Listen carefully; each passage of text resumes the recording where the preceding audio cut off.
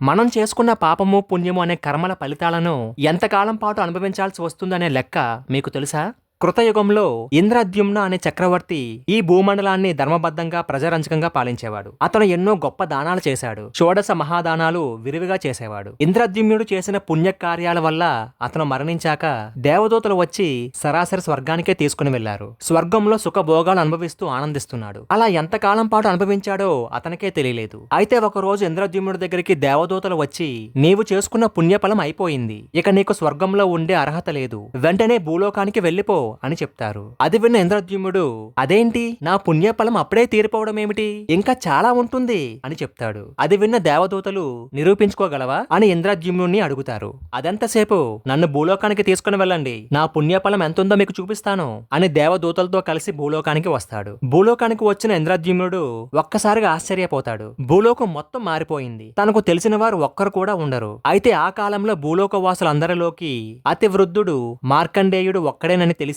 వెంటనే దేవదూతలతో కలిసి ఇంద్రద్యుమ్నుడు మార్కండేయ మహర్షి దగ్గరికి వెళ్లి, నేనెవరో మీకు తెలుసా అని అడుగుతాడు. అది విన్న మార్కండేయ మహర్షి, మీరెవరో నాకు తెలియదు, ఇంతకు ముందు కూడా ఎప్పుడు మిమ్మల్ని చూడలేదు అని సమాధానం చెబుతూ, అయితే నాకన్నా వృద్ధుడు ప్రావార కర్ణుడైన గుడ్లగోబ ఉంది, వెళ్లి దాన్ని అడుగుదాం రండి అని మార్కండేయ మహర్షి అంటాడు. అప్పుడు అందరూ కలిసి గుడ్లగోబ దగ్గరికి వెళ్లారు. గుడ్లగోబను చూసిన ఇంద్రద్యుమ్నుడు, నేనెవరో నీకు తెలుసా అని అడుగుతాడు. అప్పుడు ఆ గుడ్లగోబ, మీరెవరో నాకు తెలియదు, అయితే వేరొకరికి తెలిసే అవకాశం ఉంటుంది, నాకన్నా వృద్ధుడైనా నాలీ జంగుడు అనే కొంగ ఉంది, వెళ్లి దాన్ని అడుగుదాం రండి అని ప్రవరాకర్ణుడైన గుడ్లగోబ చెబుతుంది. అప్పుడు అందరూ కలిసి ఆ కొంగ దగ్గరికి వెళ్లారు. ఆ కొంగను చూడగానే, నేనెవరో నీకు తెలుసా అని ఇంద్రద్యుమ్నుడు అడుగుతాడు. అప్పుడు అతను చూసిన ఆ కొంగ, మీరెవరో నాకు తెలీదు, అయితే వేరొకరికి తెలిసే అవకాశం ఉంటుంది, అయితే నాకన్నా వృద్ధుడైన అకూపారుడు అనే తాబేలు ఉంది, వెళ్లి దాన్ని అడుగుదాం రండి అని నాలింజగుడు అనే కొంగ చెబుతుంది. అప్పుడు అందరూ కలిసి ఆ తాబేలు దగ్గరికి వెళ్తారు. ఆ తాబేలును చూడగానే, నేనెవరో నీకు తెలుసా అని ఇంద్రద్యుమ్నుడు అడుగుతాడు. అప్పుడు ఆ తాబేలు,